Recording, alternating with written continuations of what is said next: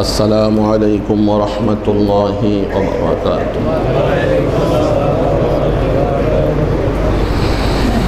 الحمد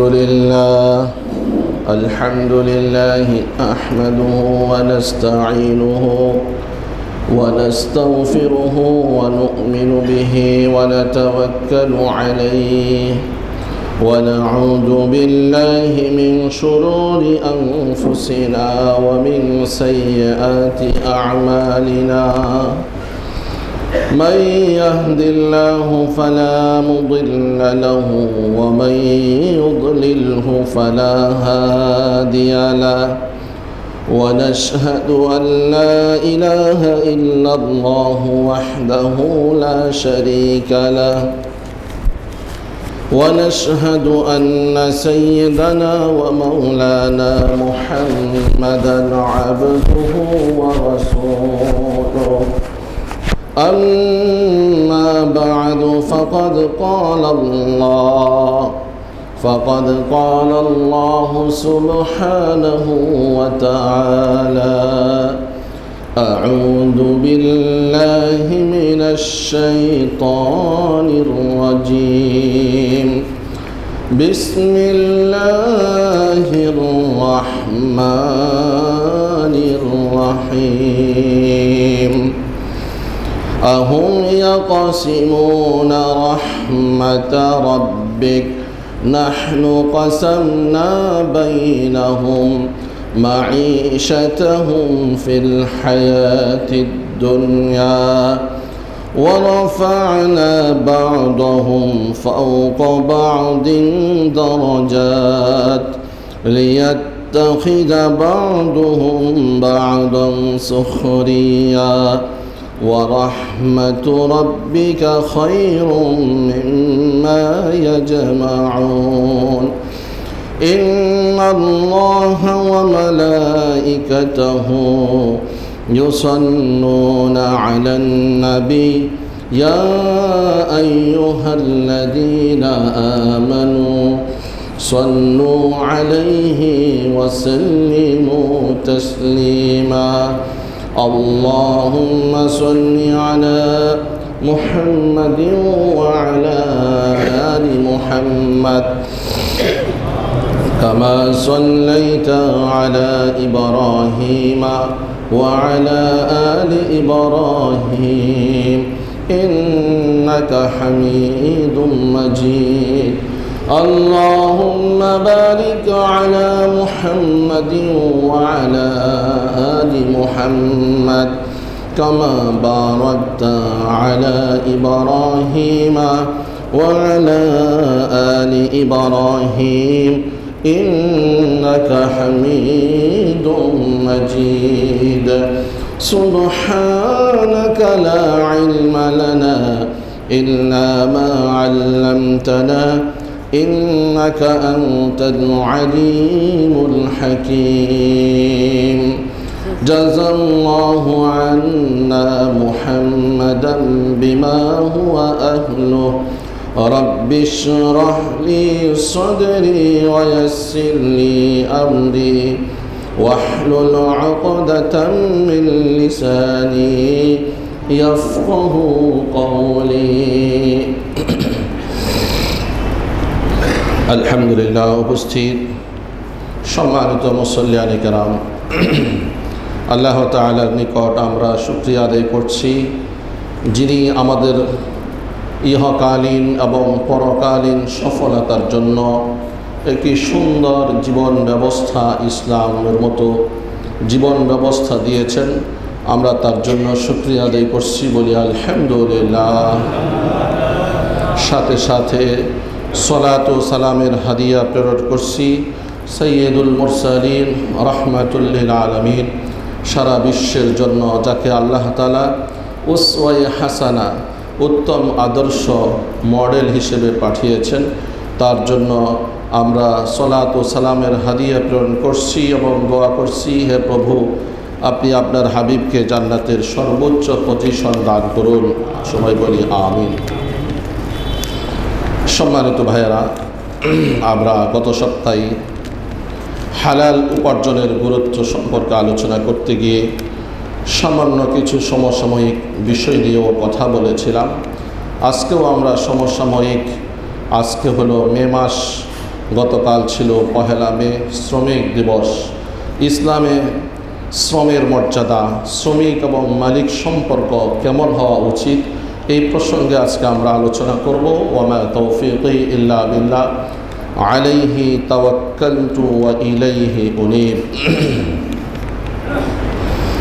রব্বুল আলামিন আমাদেরকে সৃষ্টি করেছেন, তিনি আমাদের সফলতা ব্যর্থতা, কী কাজে আমরা সফল হব আর কী কাজ করলে আমরা ব্যর্থ হব, এসব কিছু সবচাইতে যিনি বেশি জানেন তিনি কে? আল্লাহ।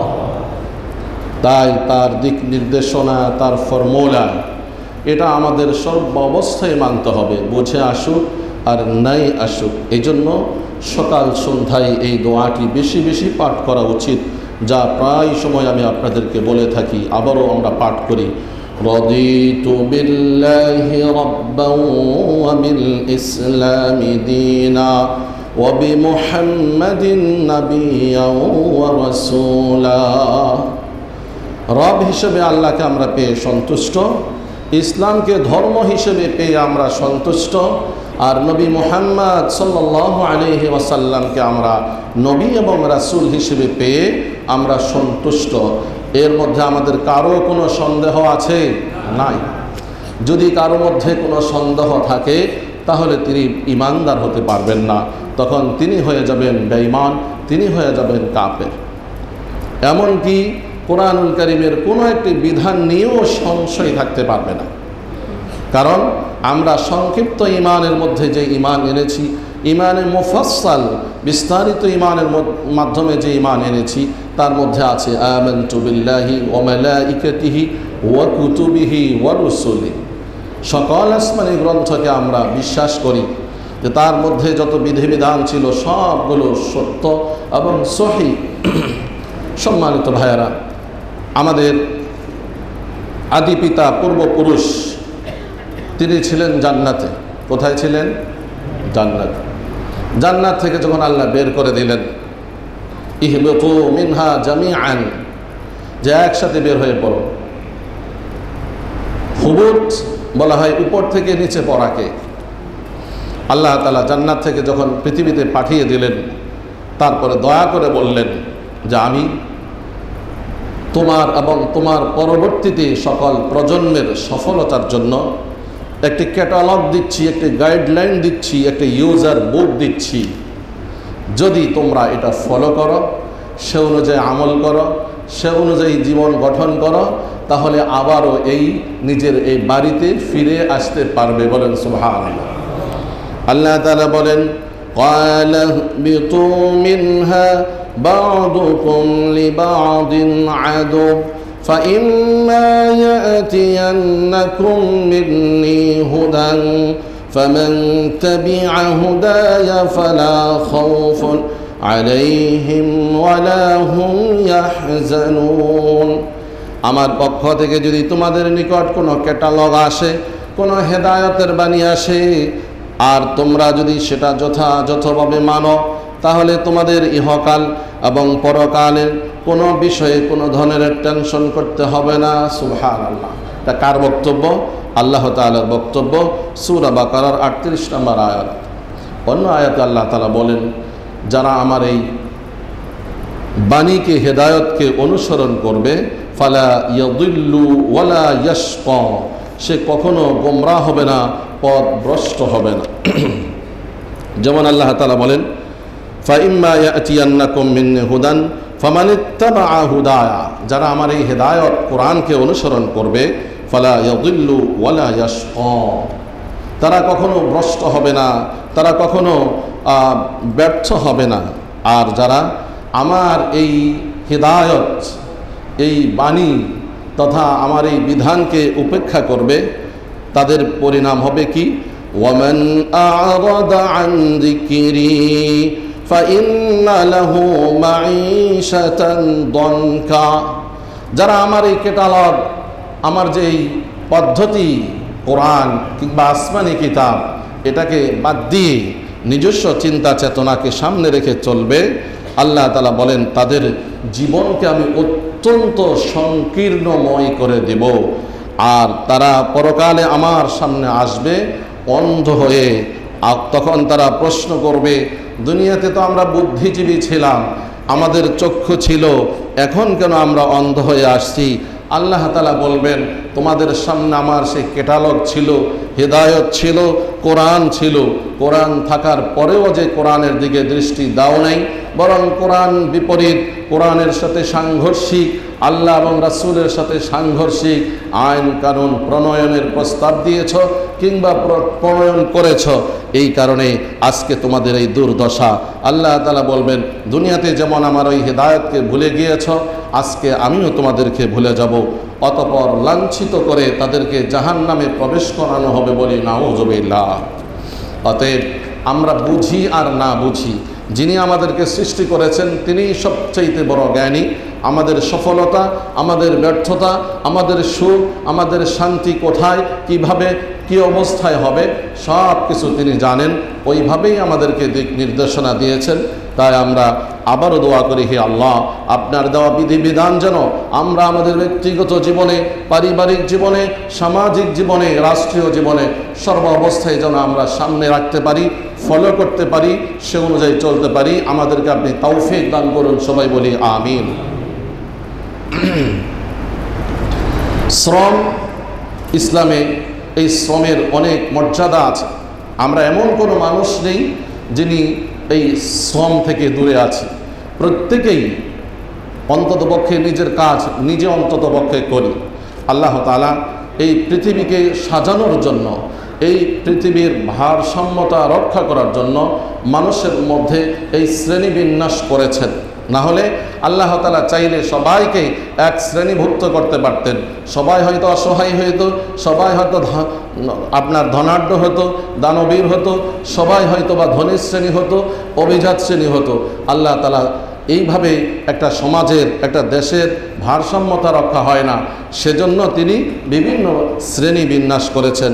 আর এই কথাটাও কুরআনুল কারীমে আল্লাহ তুলে ধরেছেন। সূরা যুখরুফের 32 নম্বর আয়াতে আল্লাহ তাআলা বলেন, নাহনু কাসামনা বাইনাহুম মাঈশাতাহুম ফিল হায়াতিদ দুনিয়া। দুনিয়ার এই জীবনে আমি রহমত, আমি রিজিক বন্টন করে দিয়েছি। আহুম ইয়াকসিমুনা রাহমাতা রাব্বিক, তারা কি আপনার পদ্ধতি নিয়ে টানাটানি করে, বন্টন করতে চেষ্টা করে? পশ্চিমকালেও তারা তাদের ব্যক্তিগত ফর্মুলা অনুযায়ী যদি সমাজের ভারসাম্যতা রক্ষা করতে চায়, কখনো পারবে না। একদিক সামলাতে গেলে অপর দিক আবার খালি হয়ে যাবে। আল্লাহ তাআলা বলেন, যে পদ্ধতি আমি দিয়েছি এর বাহিরে কোনো পদ্ধতি হতেই পারে না। আল্লাহ তাআলা বলেন, ওয়ারাফা'না বা'দাহুম ফাওকা বা'দিন দারাজাত, আর তোমাদের কথককে কথকের উপরে, অর্থাৎ মানুষের কথককে কথকের উপরে তিনি প্রাধান্যতা দিয়েছেন, বিভিন্ন স্তরে বিন্যাস করেছেন। কেন?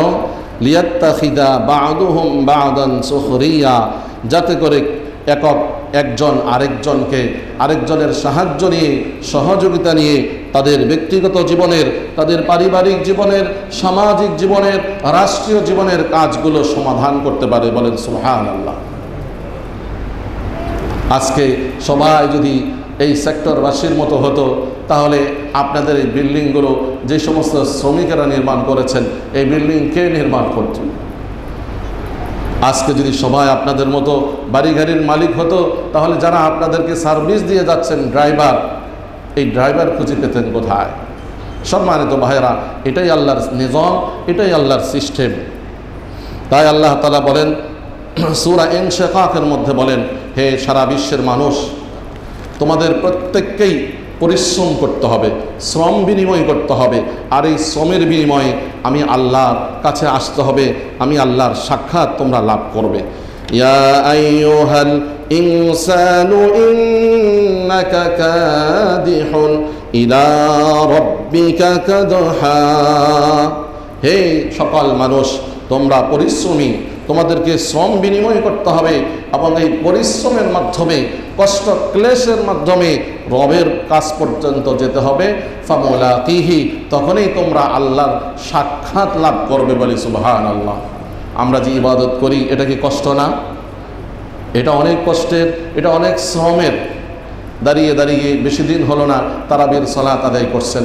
গত কয়েক দিন আগে, হয়তো 10-12 দিন হতে পারে, আমাদের এক ভাই মসজিদে আসছেন সুস্থ অবস্থায়, প্রথম সারিতে প্রথম কাতারে দাঁড়িয়েছেন। আমিও নামাজ স্টার্ট করেছি, কেরাত শুরু করেছি, সূরা ফাতিহা শেষ করার আগেই মাথা চক্কর দিয়ে ঘুরিয়ে খুব আপনার একেবারে দাঁড়ানো অবস্থায় থেকে নিচে পড়ে গেছেন। তো ইবাদত করতে কষ্ট হয়। তো যারা শ্রম দিচ্ছেন, এই শ্রম এটাকে আরবি ভাষায় বলে আমল। আল্লাহ তাআলা বলেন, মান আমিলা সালিহাম মিন যাকারিন আও উনসা, যে কোনো ব্যক্তি শ্রম দিবে, আমল করবে, পুরুষ হোক মহিলা হোক, ইমানের সহিত, আল্লাহ তাআলা তার বিনিময় দিবেন কি? প্রথমত এই দুনিয়াতে তাকে সুখ এবং শান্তিময় জীবন দান করবেন, বলে সুবহানাল্লাহ। আর পরকালে দিবেন উত্তম জাযা, প্রতিদান। তো যেই শ্রম আমরা দিয়ে যাচ্ছি, আমল করে যাচ্ছি, এর পাশাপাশি আমাদের কিছু ভাই বোন আছেন যারা এই আর্থিক অভাবের কারণে তারা আমাদের কাজগুলো গুছিয়ে দেন, করে দেন, সহযোগিতা করেন, যেটা আমার করা দরকার ছিল।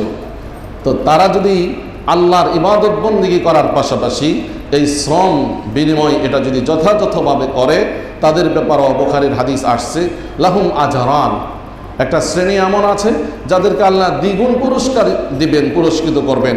তার মধ্যে ওই শ্রেণী যারা অন্যের আন্ডারে থাকে, মানুষের কাজ করে, মানুষের দেয়া অর্পিত দায়িত্বগুলো যথাযথভাবে আদায় করে এবং নিজের মাওলা মুনিব তথা আল্লাহর আমলগুলো, আল্লাহর ইবাদতগুলো যথাযথভাবে আদায় করে, আল্লাহ তাআলা তাদেরকে দ্বিগুণ পুরস্কারে পুরস্কৃত করবেন। সুবহানাল্লাহ।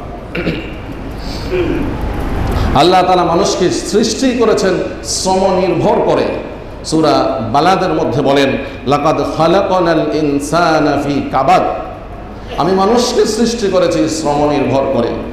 কোনো মানুষ বেকার থাকতে পারে না, কোনো মানুষ অলস থাকতে পারে না।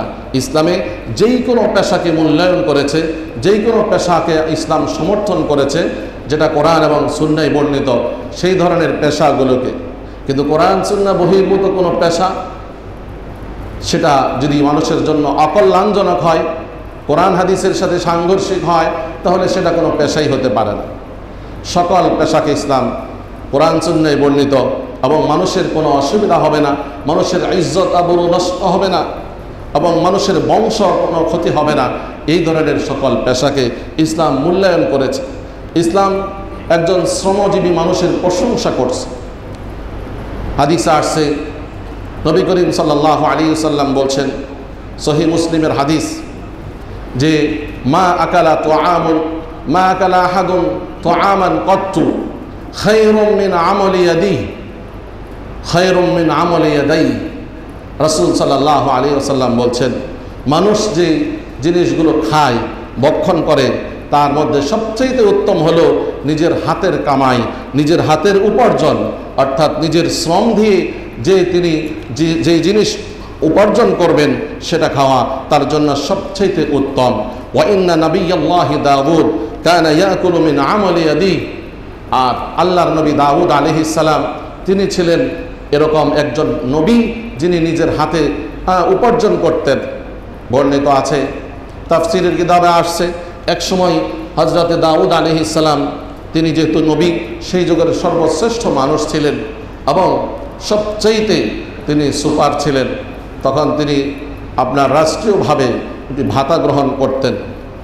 তারপরে হঠাৎ করে ওনাকে আল্লাহ তাআলা ফেরেশতাদের মাধ্যমে দেখিয়ে দিলেন, দুইজন ফেরেশতা আসছে, তারা তাকে বুঝিয়ে দিলেন যে ওই লোক উত্তম যিনি হাতে উপার্জন করে সে উত্তম না, যিনি বাইতুল মাল থেকে গ্রহণ করে সে উত্তম। তখন তিনি বুঝতে পেরেছেন, এইভাবে বলছেন যে এমন এক ব্যক্তি আছে যার সব কিছু আল্লাহর কাছে প্রশংসনীয়। রাওয়ায়াতে এইভাবে আসছে যে দাউদ আলাইহিস সালাম কখনো ছদ্মবেশে বের হতেন এবং মানুষের কাছ থেকে মানুষের কমেন্টস নিতেন যে দাউদ সম্পর্কে তোমাদের মতামত কি? কারণ সেই যুগে তো এই পিকচারগুলো ছিল না যে আজকের আমাদের নেতাদেরকে সবাই চিনে, আজকের আমাদের যারা সেলিব্রিটি তাদেরকে আমাদের ওই ছোট সন্তানদের থেকে নিয়ে বৃদ্ধ পর্যন্ত সবাই চিনে, এরকম পরিবেশ ছিল না। যার কারণে মাঠে বের হয়ে ওনার ব্যাপারে মতামত নিতেন, অর্থাৎ যদি কেউ নেগেটিভ বলে তাহলে সেটা যেন তিনি শুধরিয়ে নিতে পারেন। এক পর্যায়ে এরকম দুইজন লোককে তিনি দেখলেন অপরিচিত, জিজ্ঞাসা করলেন মানুষ হিসেবে ভেবে যে দাউদকে আপনারা কেমন মনে করেন? তখন বললেন সব ঠিক আছে, শুধুমাত্র তিনি যে ওই ভাতা গ্রহণ করেন এটা যদি না করে তিনি যদি ব্যক্তিগতভাবে কিছু করতেন তাহলে তার সব ঠিক হয়ে যায়। সাথে সাথে তিনি বুঝে নিয়েছেন, তারপর থেকে আল্লাহর কাছে দোয়া করছেন, হে আল্লাহ আপনি আমাকে, আমি যেন স্বনির্ভর হতে পারি, আমি যেন কিছু করতে পারি, এটা ব্যবস্থা আপনি করে দেন। আল্লাহ তাআলা দোয়া করে এমন এক শক্তি দাউদ আলাইহিস সালামকে দিয়েছেন, তিনি লোহার মধ্যে ফু দিলে এই লোহা মোমের মতো গলে নরম হয়ে যেত। বলেন আল্লাহু আকবার। এরপরে এটা দিয়ে টুপি, বিভিন্ন পাতিল, ডেকসি ইত্যাদি বানাই সেগুলো বিক্রি করতেন, আর ওই বিক্রি করার যে পয়সা আসতো সেটা দিয়ে তিনি তার পরিবার ফ্যামিলি তারা জীবন অতিবাহিত করতেন। সম্মানিত ভাইয়েরা, তাহলে আমরা বুঝতে পারি মানুষের ব্যক্তিগত উপার্জন এটা আল্লাহ তাআলার কাছে সবচেয়ে বেশি প্রিয়, খায়রুন বলা হয়েছে, সবচেয়ে উত্তম। তাই এই শ্রম যারা দিচ্ছেন, শ্রমিক যারা, তাদের মর্যাদা ইসলামে অনেক বেশি। এমনকি কোরআনুল কারীমের মধ্যে এই শ্রম, এই পারিশ্রমিক শব্দটি 150 বার উল্লেখ হয়েছে। সুবহানাল্লাহ, আজব, 150 বার আসছে। আল্লাহ তাআলা এক আয়াতের মধ্যে বলেন, ওয়ালা তাবখাসুন নাসা আশিয়াআহুম, তোমরা যাদেরকে শ্রমিক হিসেবে গ্রহণ করো, শ্রমিক হিসেবে যাদেরকে কাজে লাগাও, তাদের পারিশ্রমিকের ব্যাপারে কখনো কার্পণ্যতা করবে না, কখনো কম দিবে না। এই শ্রমের মর্যাদা ইসলামের মধ্যে অনেক বেশি। তাই কোনো শ্রম, কোনো পরিশ্রম, কোনো পেশাকে যেন আমরা খাটো দৃষ্টিতে, খারাপ দৃষ্টিতে না দেখি, বরং যিনি শ্রম বিনিময় করেন তিনি আল্লাহর কাছে উত্তম ওই ব্যক্তি থেকে যে অলস, যে সময় নষ্ট করে, যার মাধ্যমে কোনো কিছু হয় না। কারণ এই পৃথিবীতে যারা এই পৃথিবীকে আবাদ করেছেন এর পিছনে রয়েছে তাদের শ্রম, তাদের পরিশ্রম। শ্রমিকের ঘাম যতক্ষণ পর্যন্ত না ঝরবে ততক্ষণ পর্যন্ত সফলতা আসবে না।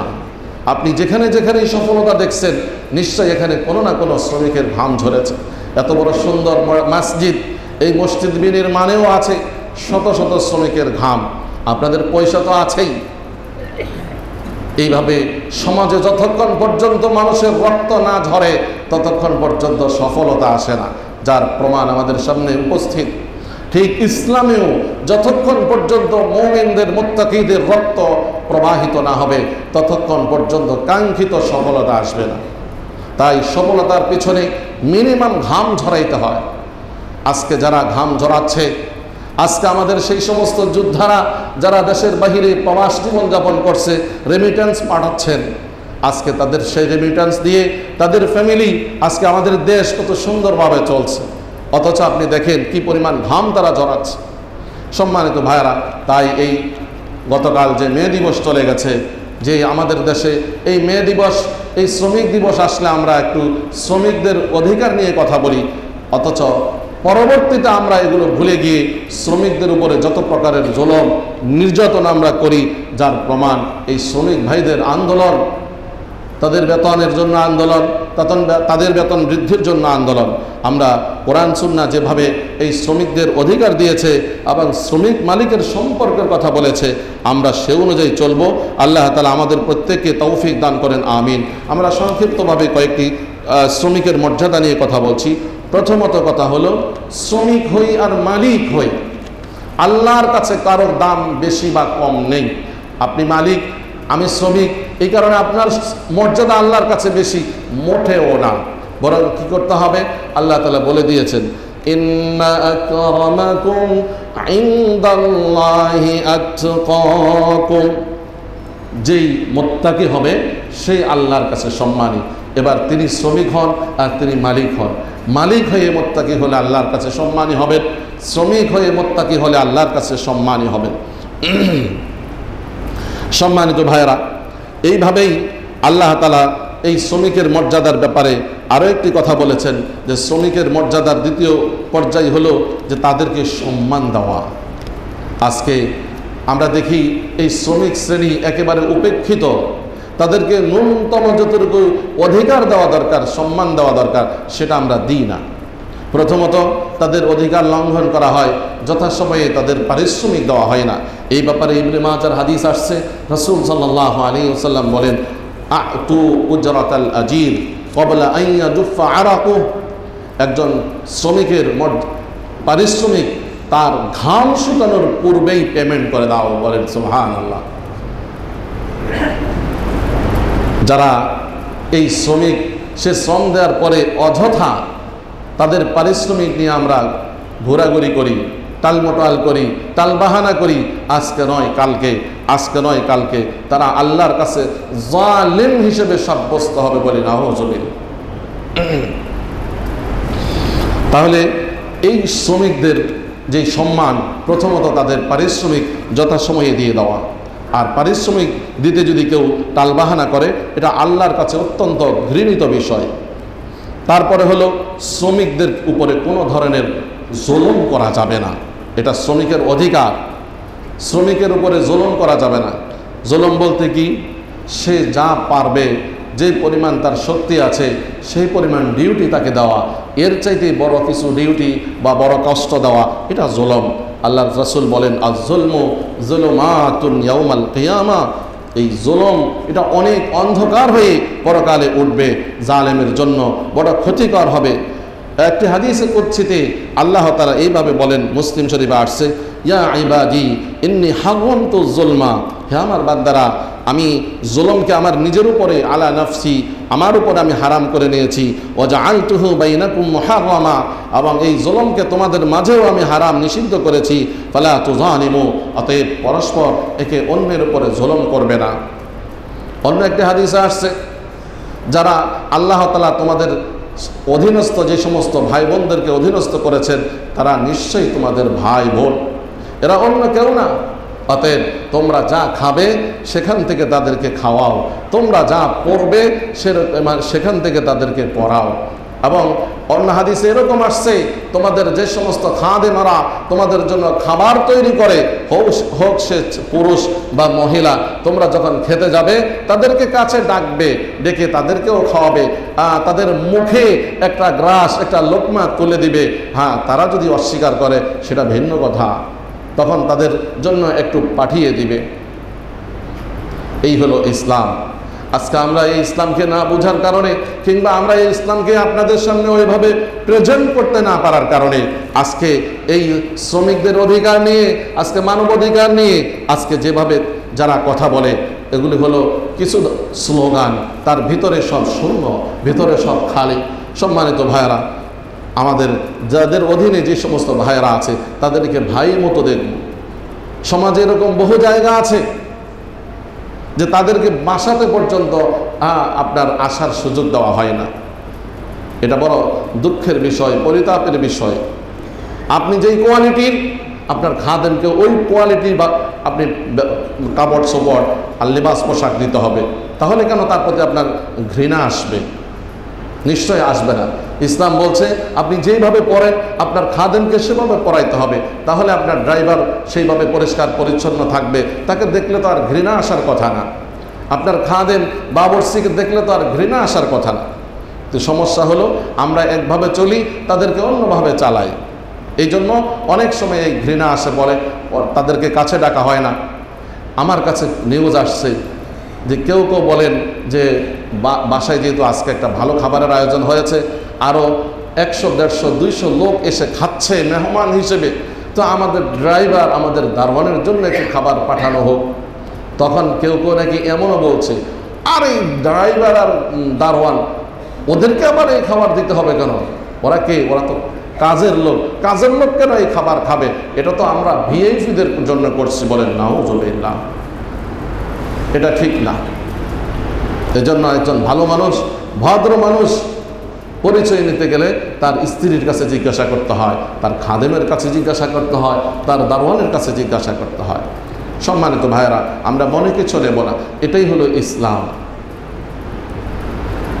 তাই আমরা চেষ্টা করব আমাদের খাদেম, আমাদের ড্রাইভার, আমাদের সিকিউরিটি, আমাদের অধীনস্থ যারা আছেন তাদের হক আদায় করার জন্য, তাদেরকে সম্মান দিয়ে কথা বলব।